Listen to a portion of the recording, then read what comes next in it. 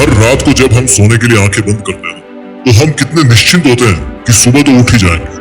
हम कॉन्फिडेंट होते हैं कि भैया जिस तरह से आज का दिन हमारा गुजरा है उसी तरह से कल का दिन भी पूरा हमारे को मिलेगा, पूरा समय हमारा होगा। हमारे दिमाग में कभी ऐसा नहीं आता कि हमारे साथ कल कुछ भी हो सकता है। हो सकता है आज जितने दोस्त आपके हैं ना, जितने रिश्तेदार आपके हैं, वो सब के सब आपको छोड़ के चले जाए या आप उनको छोड़ के चले जाए। आप एकदम से अकेले हो जाए, कुछ भी हो सकता है।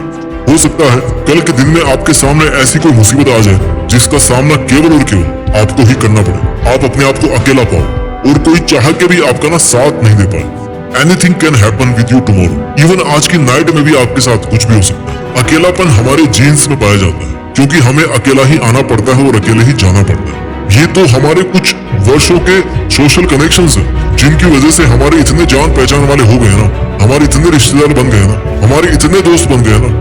जहां हम काम करते हैं वहां पर हमारे बहुत सारे कोवर्कर्स साथी बन गए। ये सब के सब जो दुनियादारी वाले रिश्ते हैं ना, वो हम सब इंसान बनाते हैं, हमारे खुद के द्वारा बनाए गए। We are the only who create the relations, only we make the friends. This is our choice, this is our decision कि हमें किसके साथ समय बिताना है और किसके साथ में समय नहीं बिताना है। क्या इस दुनिया में हमारा किसी के साथ जुड़े रहना जरूरी है जिंदगी जीने के लिए, अपने गोल्स को प्राप्त करने के लिए? The simple answer is no.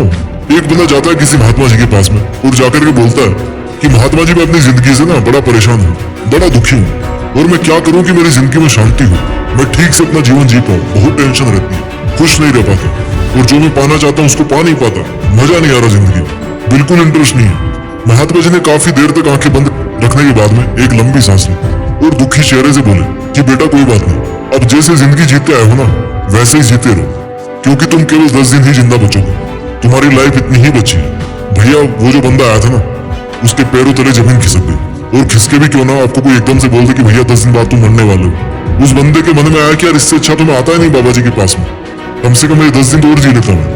अब उसको पता लग गया कि भैया उसके पास में केवल 10 दिन बचे हैं तो उसके दिन और ज्यादा मुश्किल से बीतने वाले थे। He was thinking like that. वो बिना कुछ बोले बाबा जी से उठ करके जाने लगा तो महात्मा जी ने बोला कि सुनो, 10 दिन बाद तो तुम्हें वैसे ही मरना है, इसलिए तुम 10 दिन होते ही मेरे पास में आ जाना, क्योंकि इस दुनिया में तो तुम्हें शांति नहीं मिली, लेकिन जहां भी तुम परलोक में जाओगे मरने के बाद में, वहां पर मैं तुम्हें शांति दिला दूंगा, इतनी पूरी गारंटी है, मोक्ष दिला दूंगा तुम्हें। ठीक है महात्मा जी। आदमी ने दुखी मन से बिना महात्मा जी की ओर देखे हुए ऐसा बोल करके अपने कदम वापस अपने घर की तरफ बढ़ा लिए। कुछ समय तक तो वो बहुत ज्यादा दुखी रहा, उसको समझ नहीं आया कि यार क्या करूं क्या नहीं करूं, किसको बताऊं, कहाँ जाऊं। लेकिन उसके बाद में जो उसका हर चीज को देखने का नजरिया था ना वो बदल गया। उसने केवल उन कामों पर फोकस किया जो वास्तव में उसके लिए जरूरी थे। उसने 10 दिन में एक भी गंदा काम नहीं किया, एक भी सेकंड उसने वेस्ट नहीं किया। उसने एक भी ऐसे इंसान के पास अपना टाइम खराब नहीं किया जिसके साथ वो नहीं रहना चाहता था। उसने इस धरती की हर चीज की खूबसूरती देखी, पेड़ कितने हरे हैं, बच्चे खेलते हुए कितने अच्छे लगते हैं, चांद कितना खूबसूरत है, पक्षियों की आवाज कितनी मधुर है, शाम की सुनहरी रोशनी में कितना सुकून है, हवा कितनी अच्छी महसूस होती है। उसने हर उस छोटी से छोटी चीज को महसूस किया जो आज तक उसने कभी नहीं किया था, क्योंकि उससे वो सब चीजें ना, वो सब फीलिंग्स, वो सब नजारे दूर होने वाले थे। और जब कोई चीज हमसे दूर होती है ना हमेशा के लिए वो भी, तो हमें उसकी अहमियत तभी पता पड़ती है, क्योंकि हमें कभी रियलाइज नहीं होती कि उसके बिना हम कभी रह सकते हैं या कभी वो चीज हमसे दूर भी चली जाएगी। उसने हर एक पल बिना किसी टेंशन के बहुत ज्यादा सुकून के साथ में निकाला। उसको फर्क नहीं पड़ रहा था कि उसके पास में पैसे कम थे, कार नहीं थी, उसको कोई फर्क नहीं पड़ रहा था कि वो किराए के छोटे से मकान में रह रहा था, उसको कोई फर्क नहीं पड़ रहा था कि कौन उसके बारे में क्या बोल रहा है, क्या सोच रहा है, कितनी बुराई कर रहा है, कौन उसकी बुराई कर रहा है, कौन उसको गाली दे रहा है, कौन उससे प्यार कर रहा है। वो इन सब चीजों से परे उठ चुका था। केवल एक सच्चाई को जितना करीब से जानने के बाद में ना उसकी जिंदगी पूरी तरह से 10 दिन के लिए बदल चुकी थी। उसने अपनी जिंदगी के वो जो 10 दिन थे ना वो इस तरह से जिए मानो वो पूरी जिंदगी इस तरह से नहीं जी पा रहा था। 10 दिन होते हुए अपने घर वालों को बिना कुछ बोले उसी शांत मन से महात्मा जी के पास पहुंच गया, क्योंकि उसका अपने घर वालों से भी मोह इसलिए उठ गया था कि भैया ये लोग भी है ना, वो भी किसी ना किसी दिन जाएंगे और वैसे भी मुझे बिना बताए जाना ही था, तो चलते हैं, क्या फायदा बताने का, कम से कम कुछ घंटे और चैन से जी लेंगे, एक ना एक दिन तो इनको भी वैसे ही जाना ही है। और उसने पैसों वगैरह की सब व्यवस्था कर दी थी, इसलिए अब उसको कोई भी टेंशन नहीं। उसने वो मिनिमम से मिनिमम काम किए जो जरूरी थे और अपने आप को हर अटैचमेंट से दूर रखा। बाबा जी ने उसके पहुंचते ही पूछा कि आ गए बेटा?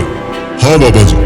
उस आदमी ने नजरें उठाकर एक मुस्कान के साथ में बाबा जी को जवाब दिया, डर तो नहीं लग रहा तुम्हें कि आज तुम्हारा आखिरी दिन है जीवन में?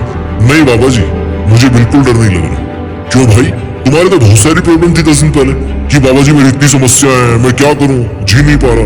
बाबा जी ने एक तिरछी मुस्कान के साथ पूछा। इस बात पर उस बंदे ने जवाब दिया कि बाबा जी मैं अब इस संसार की हर चीज से मुक्त हो गया और मेरा ध्यान केवल और केवल इसी पर है कि अगर मुझे मरना ही है तो फिर मुझे फालतू के लफड़ों के बारे में सोच कर टेंशन लेने की क्या जरूरत है, क्योंकि जो सबसे बड़ा मरना है वो तो मौत ही है ना। तो जब मौत ही आ गई तो अब फिर छोटी बड़ी चीजों में क्या मरना, और जब मुझे मरना ही है तो फिर मैं क्यों अपने आखिरी समय को ऐसे बर्बाद करूं, और क्यों ना मैं इस आखिरी समय को जी भर के जीऊं और वो सब काम करूं जो मेरे जीवन को एक अर्थ देते हैं। बाबा जी ने मुस्कुराते हुए कहा कि अगर जीना सीख गए हो ना तो वापस जाओ और अपनी बची हुई जिंदगी ठीक वैसे ही जियो जैसे पिछले 10 दिन से जीते आ रहे हो। मैंने तुमसे झूठ बोला था कि तुम 10 दिन बाद मरने वाले, क्योंकि मेरे पास तुम्हें जिंदगी का मतलब समझाने के लिए इससे बेहतर तरीका और कोई हो ही नहीं सकता। जाओ और बिना किसी फिक्र के बारे में सोचे अपनी जिंदगी फिर से जीना स्टार्ट करो। उस बंदे की आंखों में आंसू थे कि केवल इतनी सी सोच की वजह से कि मेरी मौत होना निश्चित है, केवल इस विचार को सोचने मात्र से मेरी जिंदगी बदल गई है। हालांकि उसको अफसोस भी हो रहा था कि काश अगर वो इस बात को बहुत पहले समझ गया था ना तो वो जिंदगी कितना और ज्यादा जी लेता। बट थैंक गॉड कि अब भी उसके पास में जिंदगी बची थी जीने के लिए। लेकिन वो बहुत आगे की सोचे बिना केवल आज की लाइफ जीने में यकीन रखेगा। काश हमें बचपन में ये चीज सिखाई जाती कि हम इस बात को कभी ना भूलें कि हमारी मौत होना निश्चित है। काश इस मंत्र को हम हमेशा याद रखते कि जब हमारी लाइफ की वैलिडिटी अनलिमिटेड नहीं है तो फिर हमारी समस्याओं की वैलिडिटी अनलिमिटेड कैसे हो सकती है। हमारी सोच फालतू में इतनी अनलिमिटेड क्यों हो सकती है कि मैं अब मैं क्या करूं, कहां फंस गया। यार problem is just a little part of your life and the life duration is very very very very small part, very very small part on the time scale of universe. अकेला कौन नहीं है, ये सूरज अकेला है, ये चांद अकेला है, यहाँ तक कि आपकी जो समस्या है ना वो भी अकेले ही है। अरे ऐसे सोचिए कि जो समस्याएं आपकी लाइफ में आई है वो इतनी अकेली थी कि उनको किसी को अपनाना पड़ा अपनी जिंदगी बिताने के लिए, अपना जीवन निकालने के लिए। हर कोई अकेला है, अकेले सब है, अकेले आए थे और अकेले जाना पड़ता है। अपनी जिंदगी की धुन को खुद ही बजाना पड़ता है। और ये जो मुश्किलों का और अकेलेपन का ताना बाना है ना, ये केवल हमारा नजरिया है, नजरिए के अलावा और कुछ नहीं है। इस दुनिया में कोई एक कण ऐसा दिखा दो जो अकेला नहीं है। हर एक कण का अपना एक अलग अस्तित्व है, अपनी एक अलग पहचान है। और जब कण कण अलग होते हैं ना तो इंसान तो बहुत सारे कणों से मिलकर के बना है। उसकी जिंदगी में बहुत सारी चीजें आना लाजमी है और उसका अकेला होना भी लाजमी है। समय बहुत तेज है और जिंदगी बहुत छोटी है, लेकिन कुछ करना चाहो ना तो उसके लिए जिंदगी से बेहतर कोई और मौका नहीं हो सकता। इंसानी जीवन में पैदा होना एक प्रिविलेज के साथ में पैदा होने के बराबर है, बिकॉज हमारे पास में सोचने की ताकत है, अपने विचारों को व्यक्त करने की ताकत, अपनी जिंदगी को सुधारने की ताकत, वो पावर है हम इंसानों की। हमारे पास में उन 84 लाख जीव जंतुओं की प्रजातियों की तुलना में ऐसा कुछ है जो उनमें नहीं है। हमारे में इंटेलेक्चुअल है, विल पावर है, डिसिप्लिन है, और सबसे खास बात कि हमें ये सब समझ में भी आता है कि ये सही और ये गलत है। बहुत सारी खूबियां हैं जो केवल और केवल इंसान होने के बाद ही आपको मिलती है।